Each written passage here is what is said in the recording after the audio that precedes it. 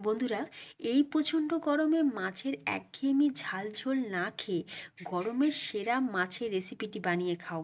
মুখের স্বাদ তো ফিরবেই, ইভেন পাতের ভাত মাছ শেষ হয়ে গেলেও এই ঝোলটা খাওয়ার জন্য প্লেট আবার বাড়িয়ে দেবে, কথা দিচ্ছি। নমস্কার, আমি রমা। বেঙ্গলি পাকশালায় তোমাদের সবাইকে স্বাগত। তাহলে চলো আজকে দুর্দান্ত স্বাদের মাছের একদম নতুন রেসিপি তোমাদের সাথে শেয়ার করব। দেখো, গরমের সেরা মাছের রেসিপি বানানোর জন্য আমি এখানে নিয়ে নিয়েছি পাবদা মাছ। তোমরা চাইলে রুই বা কাতলা মাছ দিয়েও করতে পারো, তাতেও কিন্তু দারুণ টেস্ট আসে। মাছটাকে আমি ভালো করে ধুয়ে নিয়েছি। এবার মাছের মধ্যে নুন, হলুদ আর একটু সর্ষের তেল মাখিয়ে মাছটাকে আমি 10 থেকে 15 মিনিটের জন্য রেখে দেবো। যদি তোমরা রুই বা কাতলা মাছ দিয়ে করো তাহলে সর্ষের তেল মাখানো কোনো, যেহেতু পাবদা মাছ আঁশবিহীন মাছ, তাই এই মাছের গায়ে যদি একটু তেল মাখিয়ে দেওয়া যায় তাহলে ভাজার সময় মাছটা ছিটকে আসবে না, ভাজার সময় তেলটা ছিটকে আসবে না বা মাছটাও ফাটবে না। যে কোনো আঁশবিহীন মাছের ক্ষেত্রে কিন্তু এটা করে দেখতে পারো। আচ্ছা, এবার আমরা মাছগুলোকে ভেজে নেব। কড়াইতে সর্ষের তেল দিয়ে তেলটা গরম হয়ে যেতে তেলের মধ্যে একটু নুন দিয়ে দিলাম। নুনটাকে দিয়ে তেলটাকে চারিদিকে ভালো করে মাখিয়ে নিয়েছি। একটু নুন দিয়ে মাছ ভাজলে মাছ ভাজার সময় সেটা কখনোই কড়াইতে লেগে যাবে না। আর যদি তোমরা ননস্টিক প্যানে মাছ ভাজো তাহলে তো কোনো কথাই নেই।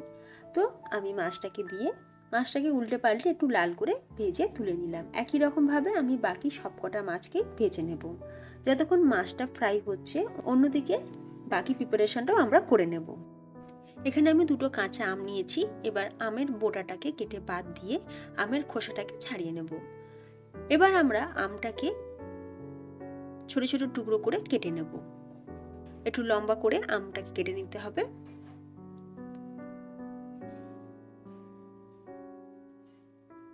আমটা কাটা হয়ে গেছে। আমি আমটাকে একটা বাটির মধ্যে তুলে রেখে দিলাম।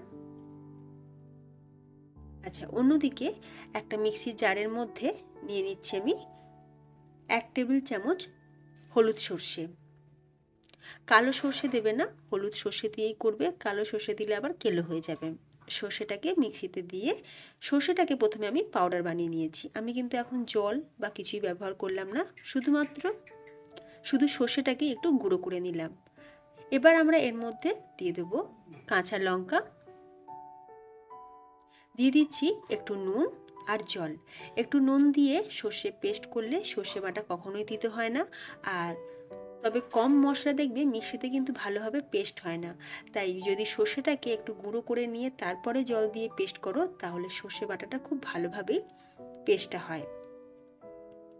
তো একই রকমভাবে সব মাছগুলোই কিন্তু আমার ভেজে তুলে নেওয়া হয়ে গেছে।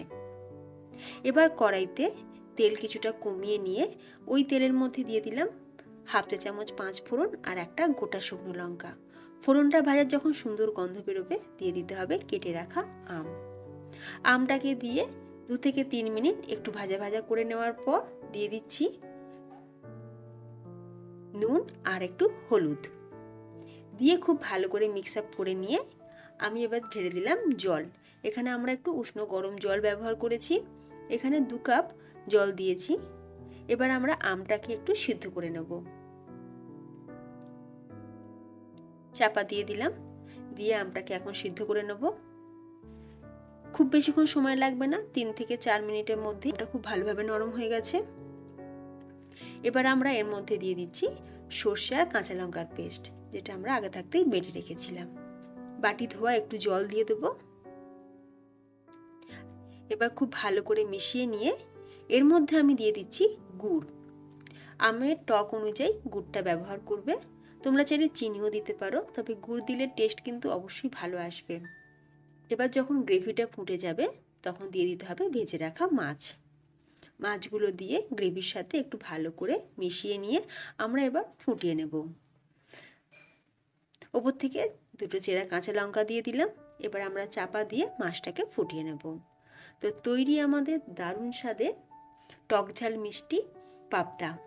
এবার গ্যাসের ফ্লেম অফ করে দিয়ে নামানোর আগে আমি একটু সর্ষের তেল দিয়ে আবারও 2 মিনিটের জন্য চাপা দিয়ে রেখেছিলাম। 2 মিনিট পর সার্ভিং বোলের মধ্যে ঢেলে দিলাম। তো দারুণ স্বাদের টক ঝাল মিষ্টি পাবদা কিন্তু একদম তৈরি।